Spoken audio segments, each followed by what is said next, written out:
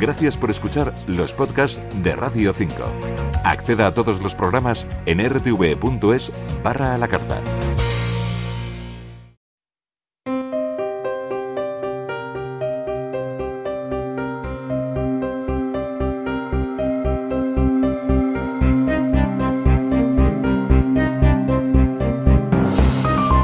La historia de cada día, con Carlos Guerrero. Saludos amigos, ese breve espacio de tiempo que llamamos aquí en España trienio liberal entre 1820 y 1823 es un concentrado de las contradicciones, insuficiencias e intereses cruzados, nacionales e internacionales, con los que España, como otros países europeos por aquella misma época, echó a andar para convertirse en nación, en un país en el que la soberanía no fuera un mero atributo patrimonial de su rey, al que a veces, no en vano, se le llamaba soberano. Hacia 1820 eso era lo que estaba cambiando en pleno combate entre los liberales y los partidarios del antiguo régimen. Y además estaba pasando otra cosa no menos importante, que España estaba perdiendo por aquel entonces a borbotones su imperio americano. Y de aquello no se puede decir, ni mucho menos, más se perdió en Cuba, porque lo que entonces se perdió fue muchísimo más que Cuba.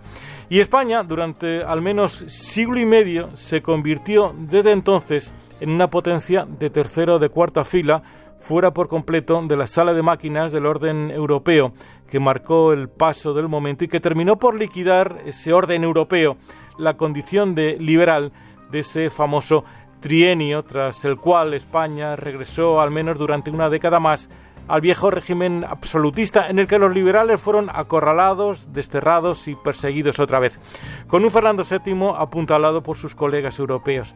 De todo esto, pero muy bien y con mucho fundamento, se habla en un ensayo notable sobre el que hoy vamos a hablar. Enseguida estamos en contacto con uno de sus dos autores. En Radio 5, la historia de cada día. Sábados y domingos a partir de las 10:05 de la mañana. Recordar lo que fuimos para entender lo que somos. La historia de cada día. Carlos Guerrero. Radio 5, Todo Noticias. Pedro Rújula, profesor de Historia Contemporánea de la Universidad de Zaragoza y director de la editorial de esta universidad aragonesa, es el autor, junto con su colega de la Universidad Jaume I de Castellón, Manuel Chust, de un breve pero muy interesante ensayo publicado por la editorial Los Libros de la Catarata, titulado El trienio liberal, revolución e independencia. Pedro Rújula, muy buenos días. Hola, buenos días. El trienio liberal desvela en toda su crudeza el encontronazo entre liberales y conservadores, en definitiva entre los partidarios y los opositores al antiguo régimen en el inicio del proceso de modernización de España, en su proceso de construcción nacional. Sí, en realidad es cuando por primera vez el liberalismo descubre que no tiene vocación de unidad. Es decir, mientras en las Cortes de Cádiz el gran enfrentamiento político era entre liberales y serviles, el trienio liberal descubre, con el triunfo del liberalismo, que los liberales también tienen a su vez fracciones, formas diferentes de enfrentar la realidad. Descubrimiento que es un poco traumático de su diversidad de soluciones posibles.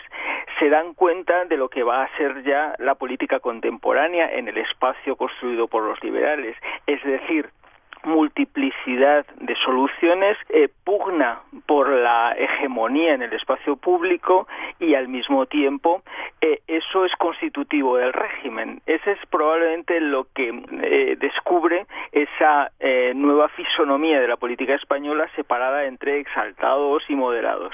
Así las cosas, ¿por qué en 1820 triunfaron los liberales cuando apenas 8 años antes habían sido desplazados, perseguidos por los absolutistas triunfantes tras la Guerra de la Independencia bajo la figura del rey Fernando VII?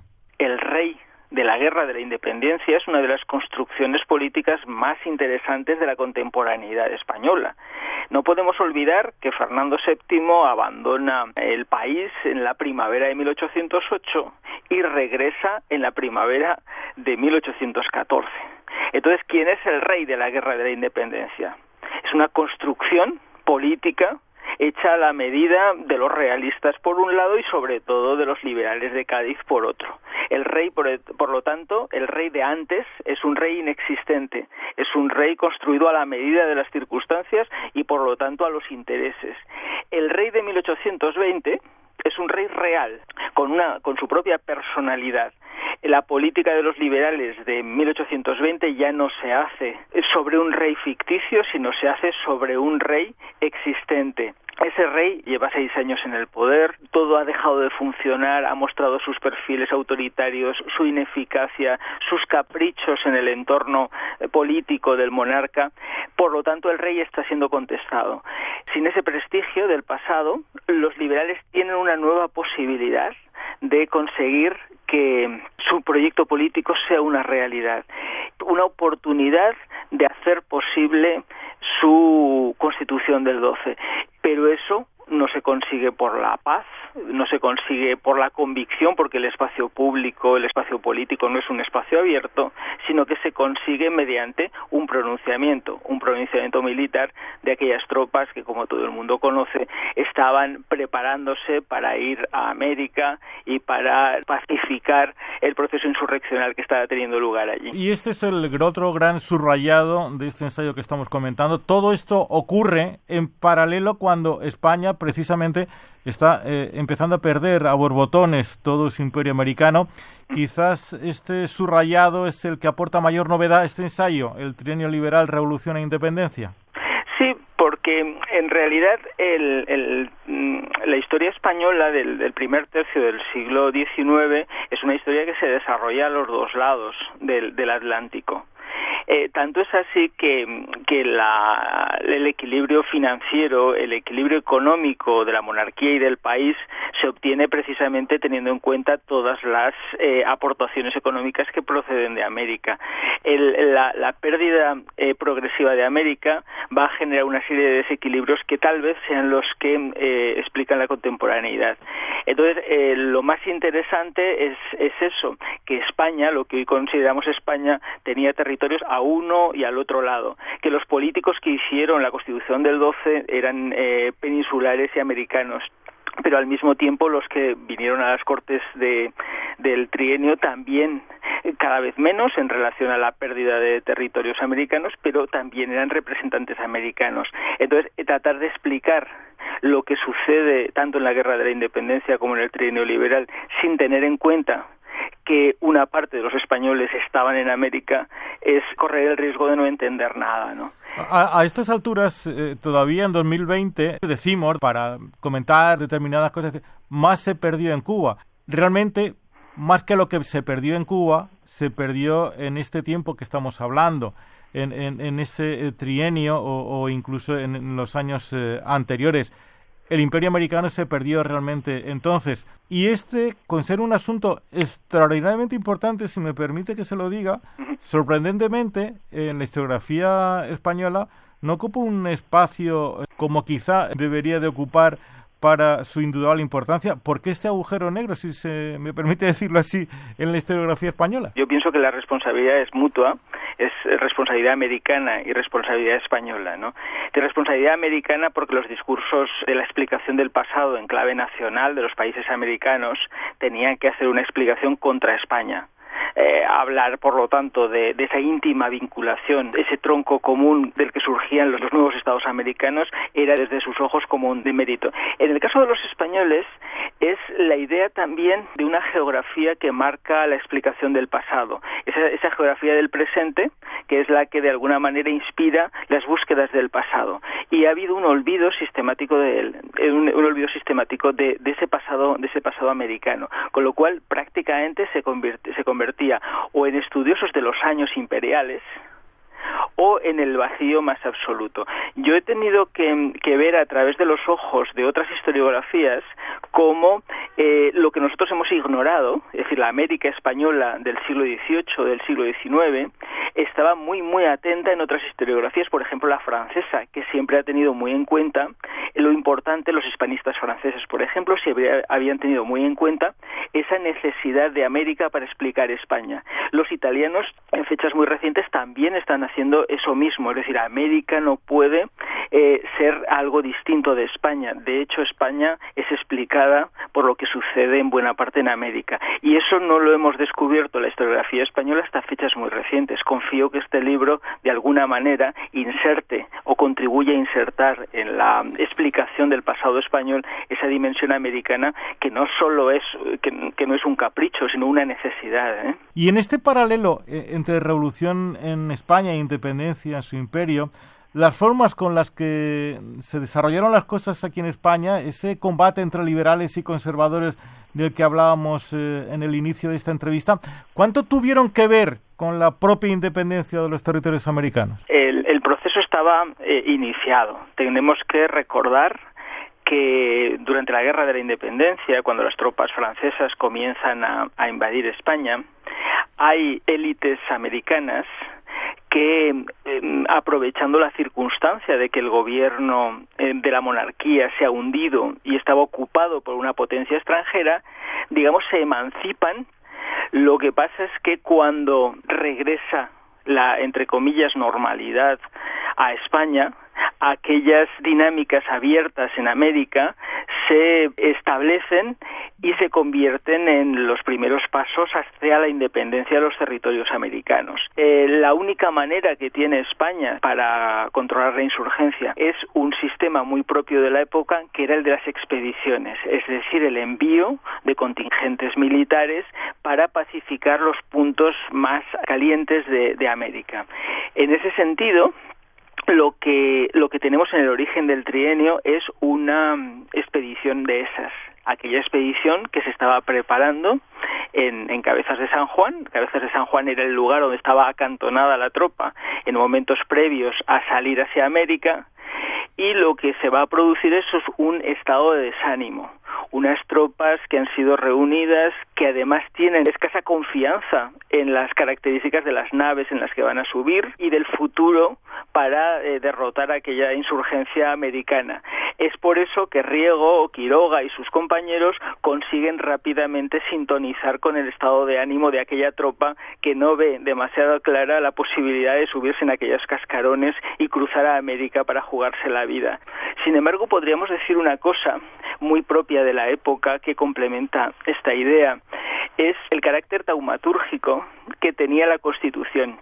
Los liberales argumentaron que en realidad la insurgencia americana era una insurgencia contra los abusos, contra el autoritarismo, contra la tiranía de la monarquía absoluta, que en realidad América no se levantaba por una ansia de independencia, sino por una ansia de libertad.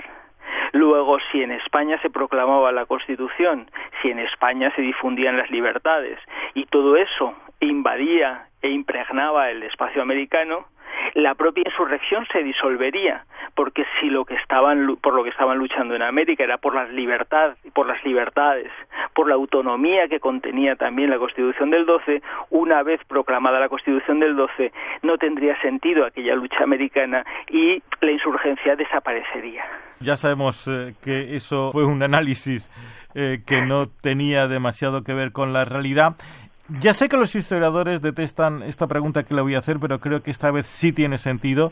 ¿Las cosas sobre la independencia de América pudieron ocurrir de otra manera si no hubiera existido ese desencuentro atroz entre el absolutista Fernando VII con los liberales españoles?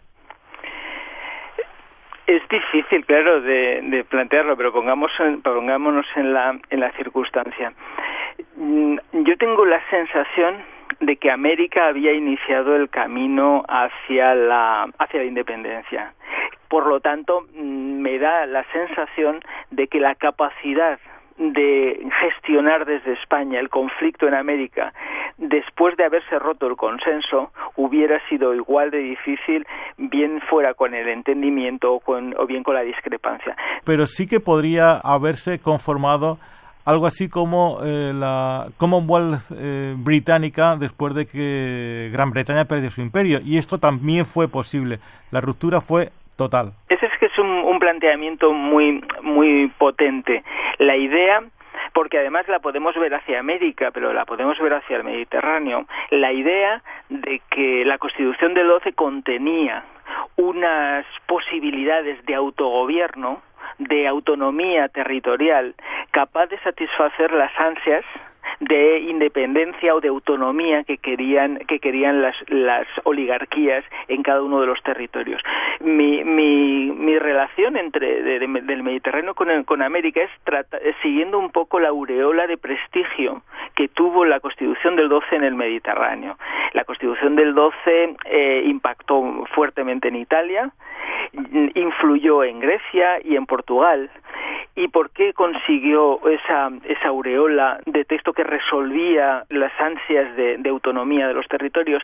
Pues porque, aunque aquí en España no se valoró suficientemente esa dimensión, había, sobre todo a través de las diputaciones provinciales, una fórmula de cogobernabilidad a través de la Constitución que depositaba en los territorios unas porciones de poder inéditas hasta la fecha.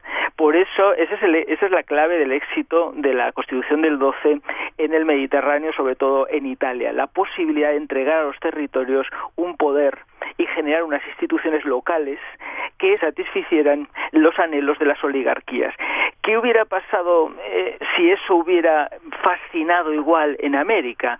Porque hubo posibilidades, se crearon diputaciones, se hubiera podido operar en clave de federación o en clave de redistribución del poder, concediendo a las oligarquías locales una dosis mucho mayor que satisficiera sus ambiciones. Entonces, mi única cuestión, y me remite un poco a la cuestión siempre de Maquiavelo, que siempre ilumina mucho cuestiones políticas, es la de los tiempos.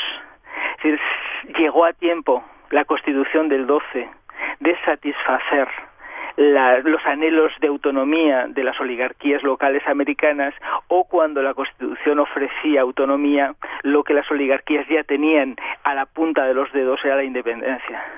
Claro, lo extraño en América es que en un lado y en otro de la batalla del trienio liberal había liberales, pero aquellas élites, más allá de estar inspiradas ideológicamente, lo que estaban era articuladas en términos de conseguir un espacio de poder para un grupo que aspiraba a ampliar su plataforma de control sobre el territorio en el que estaban. Y en ese caso se explica que muchos de ellos fuesen mucho más conservadores, aunque no fueran tan monárquicos, fueran más conservadores que los que venían del territorio peninsular, porque allí sí que había una política liberal monárquica, pero evidentemente no tan oligárquica como aquellas élites criollas que eran eminentemente clasistas y que su horizonte político no tenía por qué ser el de la igualdad.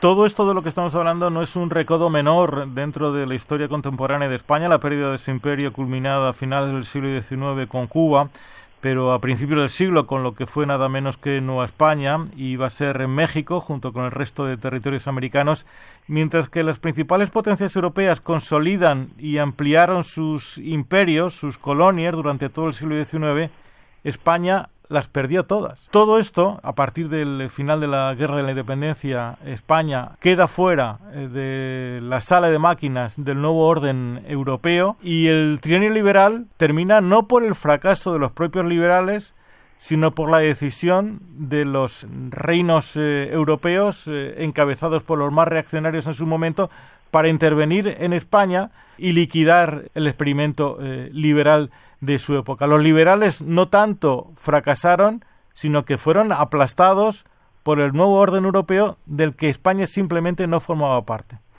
Sí, es como lo planteas. Esa es probablemente una de las aportaciones también del libro, ¿no? La idea de que si 1814, con el Congreso de Viena, España quedó, y fue evidente, quedó marginada de las grandes potencias, ese concepto que se acuña ayer de grandes y pequeñas potencias, pues nosotros no estábamos entre las grandes.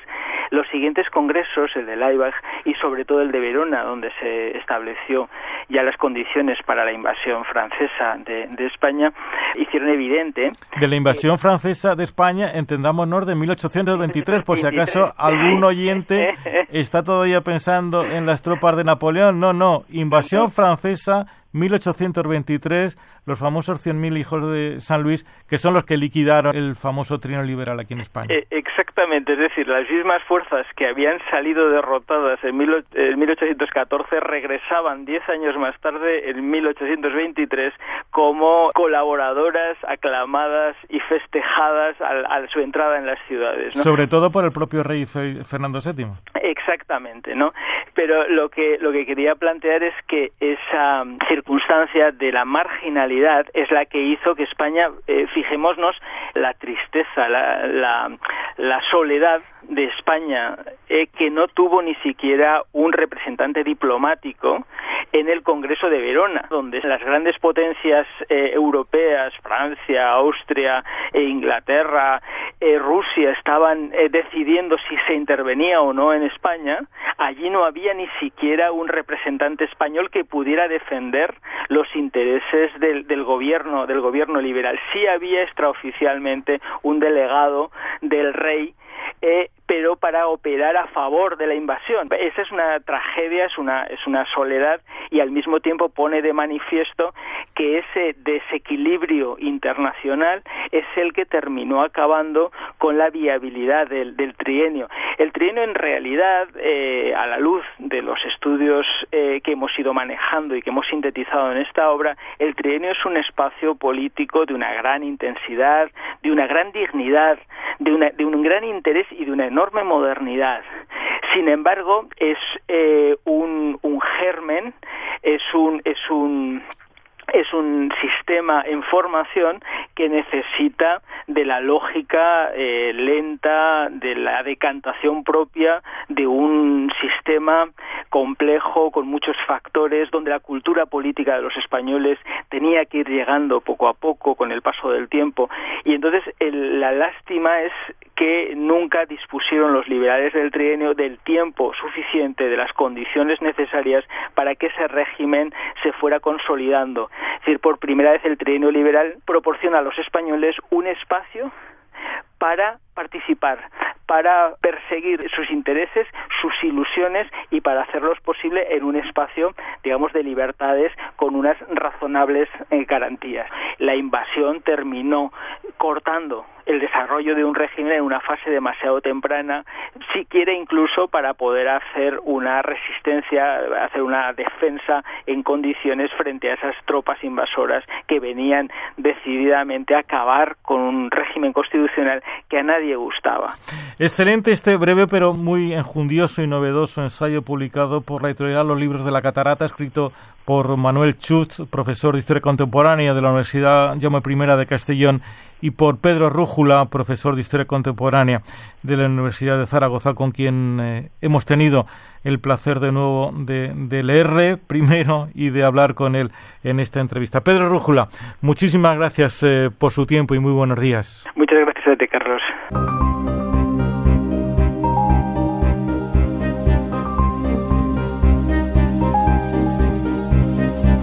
La historia de cada día. Carlos Guerrero.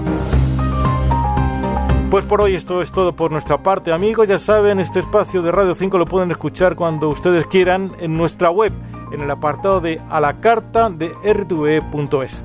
Saludos y muchísimas gracias por la atención que nos prestan. Muy buenos días.